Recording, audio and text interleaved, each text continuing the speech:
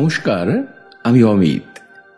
মানুষের জীবনে ঘটে যাওয়া আরো কিছু সত্যি অলৌকিক, দৈবিক ও ভৌতিক ঘটনা নিয়ে হাজির অলৌকিক। বন্ধুরা, গতকাল গিয়েছে দোল পূর্ণিমা, আজ হোলি। অলৌকিকের তরফ থেকে সবাইকে রঙিন শুভেচ্ছা। শুনেছি হোলির রং নাকি মলিনতা দূর করে, নেগেটিভিটি দূর করে। তাই আজকের এপিসোড কোনো নেগেটিভিটি দিয়ে নয়, থাকবে দৈবিক ঘটনা।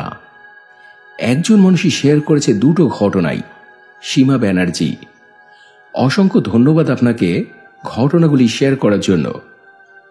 আর বন্ধুরা, তোমাদের বলি, নিত্য নতুন অলৌকিক, দৈবিক ও ভৌতিক ঘটনা শোনার জন্য লাইক, শেয়ার ও সাবস্ক্রাইব করে অলৌকিকের সাথে থেকো। প্রতি সপ্তাহের মঙ্গলবার ও শনিবার মানুষের জীবনের এসব সত্যি ঘটনা শোনার জন্য। তো এবারে শুরু হচ্ছে আজকের প্রথম নিবেদন। মানা না মানা নিজের কাছে, লোকের মাঝে লুকিয়ে আছে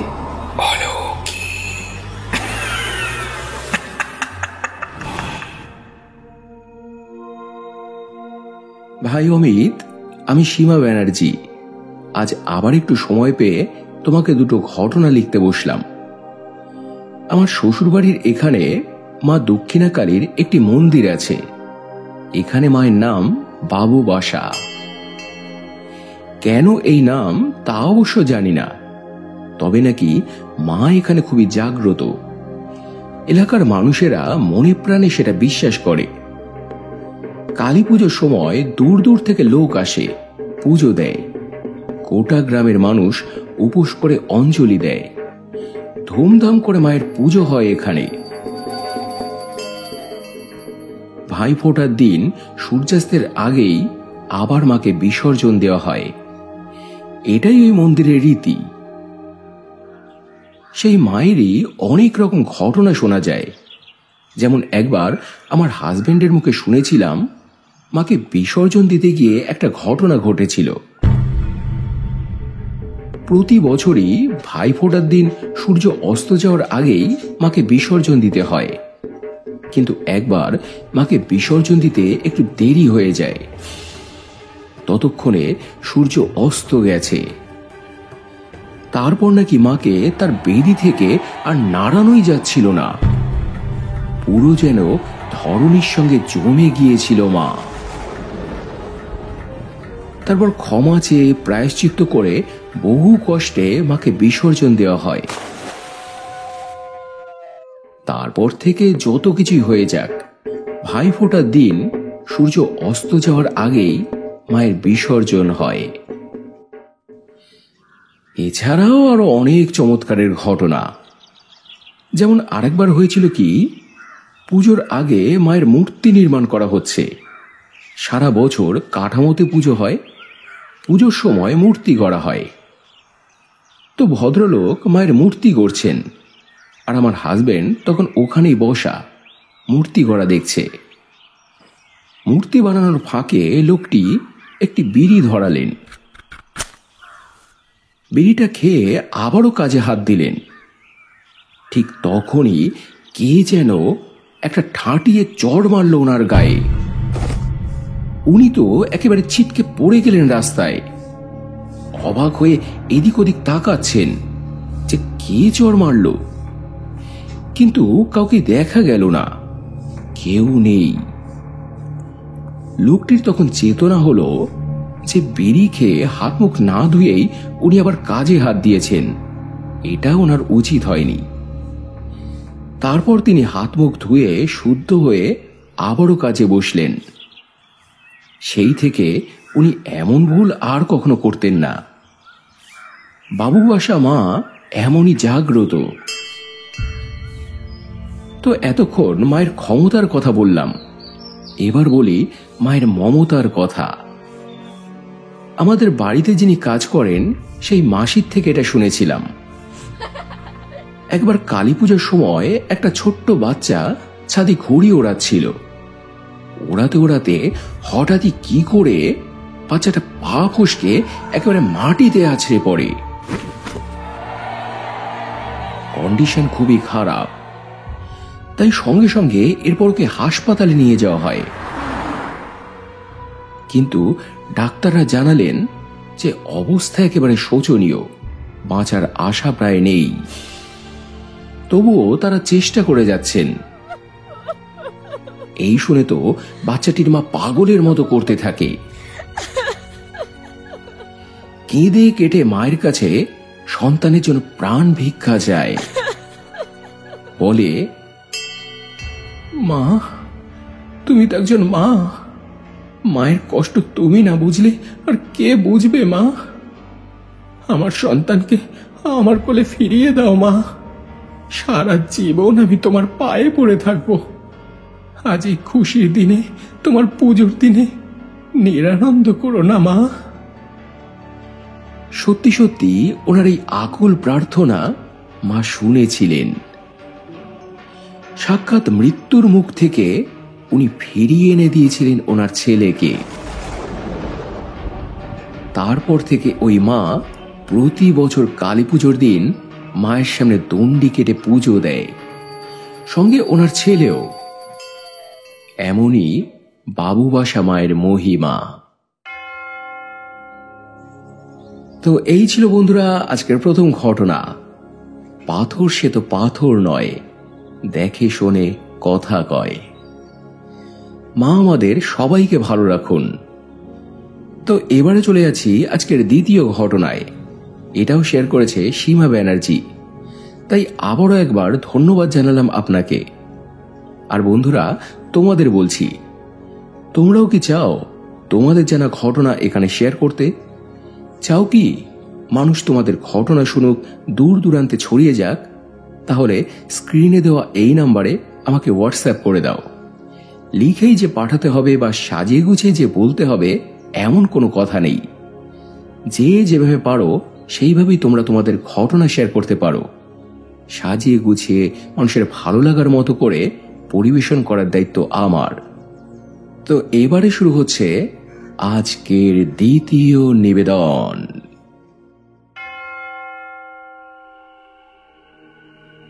ভাই, আবারও একটু সময় পেয়ে তোমাকে আরেকটা ঘটনা লিখতে বসলাম। এটা দৈবিক নয়, ভৌতিক, যার সাক্ষী আমাদের পরিবার সবাই। ঘটনাটি হলো, আমার বড় জেঠি মারা যাওয়ার প্রায় 10 মাস বাদে আমরা বড় জেঠিকেও হারিয়েছিলাম। একেই তো জীবনের মাঝপথে এসে জীবনসঙ্গীকে হারানোর কষ্ট, তার উপর আবার মানুষের বিদ্রূপ, সমালোচনা। ভেতরে ভেতরে বড় জেঠুকে একেবারে শেষ করে দিচ্ছিল। মৃত্যুর মুখে তিলে তিলে ওনাকে ঠেলে দিচ্ছিল। জেঠিমা চলে যাওয়ার পর স্বাভাবিকভাবেই জেঠুর মন বসত না বাড়িতে। ক্লাবে চলে যেতেন একটু আড্ডা দিতে, কিন্তু বন্ধু বান্ধবেরাও কটাক্ষ করতে ছাড়তেন না। আরে ভায়া, এত মন খারাপ কিসের? ভাগ্যবানের বউ মরে আর অবাগাদের গরু মরে, জানো না? তুমি তো ভাগ্যবানে। মানুষ কতটা নীচ হতে পারে যে এইরকম সময় সান্ত্বনা না দিয়ে এভাবে কটাক্ষ করতে পারে। যেখানেই যান এই রকমই ঠাট্টা তামাশা। তাই নিজেই এক প্রকার নিজেকে সরিয়ে নিয়েছিলেন জেঠু। নিজেই নিজেকে তিলে তিলে শেষ করে দিচ্ছিলেন। খাদ্য খাবার তেমন কিছু খেতেন না, অত্যাধিক তামাক সেবন করতে লাগলেন। মানসিক অবসাদ, দুশ্চিন্তা, আস্তে আস্তে মৃত্যু ওনাকে গ্রাস করে ফেলছিল। তাই নানান রোগে আক্রান্ত হয়ে একদিন বড় জেঠুও মারা গেলেন। মুক্তির জন্য জেঠু এক প্রকার নিজেকে ইচ্ছে করে শেষ করে দিয়েছিলেন, কিন্তু মুক্তি ওনার কপালে জুটল না। মরার সময় উনি দোষ পেলেন। তার চেয়েও বড় কথা, যে পুরোহিতকে দিয়ে ওনার কাজকর্ম করানো হয়েছিল তাকে উনি মোটেই পছন্দ করতেন না। এসব কারণের জন্যই হয়তো পরবর্তীকালে নানান রকম ঘটনা ঘটতে থাকে এই বাড়িতে। বড় জেঠি মারা যাওয়ার পর তেমন কিছুই হয়নি, কিন্তু উনি মারা যাওয়ার পর গোটা বাড়ি একেবারে ভারী হয়ে উঠেছিল। সারাটা বাড়ি একদম থমথমে হয়ে গিয়েছিল। রাত বিরেতে বাথরুম টয়লেটে ওঠা তো দূরের কথা, বাড়ির বারান্দায় পর্যন্ত যাওয়ার সাহস হতো না কারোর। এতটাই ভয় হয়েছিল উনি মারা যাবার পর। জেঠু জেঠিমার সন্তানাদি কেউ ছিল না, আমাদেরকেই উনি নিজেদের সন্তানের মতো ভালোবাসতেন। মানে পিছুটান বলে ওনাদের কিছুই ছিল না। তবু এই বাড়িঘর উনি ছাড়তে পারছিলেন না। কথাটা বলছি তার অবশ্য অনেক কারণ আছে। জীবিত অবস্থায় জেঠু জেঠিমার রাতে টয়লেট ওঠার অভ্যেস ছিল, মাঝে মাঝেই তাই ওনার ঘরে লাইট জ্বলতে দেখা যেত। উনি মারা যাওয়ার পরও রাত বিরেতে সুইচ অন অফের শব্দ পেতাম। কারণ বড় জেঠুদের ঘর আর আমাদের ঘর দুটোই পাশাপাশি। গভীর রাতে ওনাদের ঘরে আলো জ্বলতে নিভতে দেখা যেত, নানান রকম শব্দ আসতো ওই ঘর থেকে। যখন কিনা ওই ঘর তখন পুরো ফাঁকা, কেউ নেই। এবার হয়তো বলবে যে আমাদেরই দোষ, মরার পর তো ঘর ফাঁকা রাখতে নেই, তাতে নাকি ভূতের বাড়ি ভূতের ঘর হয়ে যায়। তাই মরার পর কাউকে না কাউকে সেই ঘরে থাকতে হয়। কিন্তু কে থাকবে ওই ঘরে, এত সাহস কার? দিনে রাতে যেই ওই ঘরের দরজা খুলতো, একটা হিম শীতল ঠান্ডা হাওয়া গা ঘেঁষে বেরিয়ে যেত। বোঝা যেত যে ঘরের মধ্যে কেউ যেন একজন ছিল। আমার মা তাই ওই ঘরে আমাদের আর যেতে দিত না। এছাড়াও বলতো যে ওই ঘরের দরজা যেই খুলবে একটু সাইড হয়ে খুলতে, গায়ে এরকম বাতাস লাগা তো উচিত নয়। এছাড়াও জানো, আমার বোন একদিন সন্ধেবেলায় যেটুকু স্পষ্ট দেখেছিল দাঁড়িয়ে থাকতে, ঠিক আমাদের ঘরের দরজার সামনে ওই আলো আঁধারের মধ্যে দাঁড়িয়েছিল জেঠু। চোখ মুখ দিয়ে যেন আগুন বেরোচ্ছিল ওনার, এত রাগ। কারণ ওই যে ওনার অপছন্দের পুরোহিতকে দিয়ে ওনার কাজ করানো হয়েছিল, মেজ জেঠুকে সে কথা বলাও হয়েছিল। দাদা তো ওনাকে একদমই পছন্দ করতো না রে, তাকে দিয়েই ওনার শ্রাদ্ধ শান্তি করাবি? এটা কি ঠিক হবে? বাবার কথা সেজ জেঠু সেদিন শোনেননি, শুনলে হয়তো এইসব ঘটনা নাও ঘটতে পারত। তো এরপরে ওই ঘরটাকে গেস্ট রুম বানানো হয়েছিল। এমনিতে কেউই থাকতো না, ঘরটা বন্ধই থাকতো। বাড়িতে কেউ এলে তখন সেটা ব্যবহার করা হতো, কিন্তু দেখা গেল তাতেও মুক্তি পাওয়া গেল না। যেমন একবার আমার সেজ জেঠিমার ছোট বোন ওনার ছেলেকে নিয়ে বেড়াতে এসেছিল। ওই ঘরেই ওনাদের থাকার ব্যবস্থা করা হয়। কিন্তু কি বলবো, রাতে ওই ঘরে ঘুমোতে গিয়ে ওনাদের সঙ্গেও একটা ব্যাপার হয়।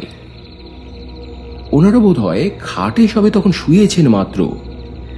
আমি তখন অব্দি শুতে যাইনি, টয়লেটে গিয়েছি। হঠাৎই দেখি উনি দরজা খুলে ছুটতে ছুটতে নিচে নেমে গেলেন। পরক্ষণেই আবার সেজ জেঠিকে ডেকে উনি ওপরে নিয়ে এলেন। আমার মাও ততক্ষণে উঠে পড়েছে। আমি মা দুজনেই তো অবাক, কিছুই বুঝতে পারছি না যে হলোটা কি। শুনলাম ওনারা লাইট অফ করে সবে শুয়েছেন মাত্র। আচমকাই খাটটা জোরে জোরে দুলতে থাকে। প্রথমে ওনারা ভাবেন যে ভূমিকম্প, কিন্তু একটু বাদে বাদেই তাই। জোরে জোরে খাটটা দুলছে। তারপর যখন খাটের স্ট্যান্ডের দিকে ওনাদের চোখ যায়, তখন একটা কালো অবয়বকে ওখানে দাঁড়িয়ে থাকতে দেখেন ওনারা। খাটের স্ট্যান্ডটা ধরে দাঁড়িয়ে আছে সেটা। সেই দেখে তো ওনারা ভীষণ ভয় পেয়ে যান, সঙ্গে সঙ্গে লাইট জ্বালান।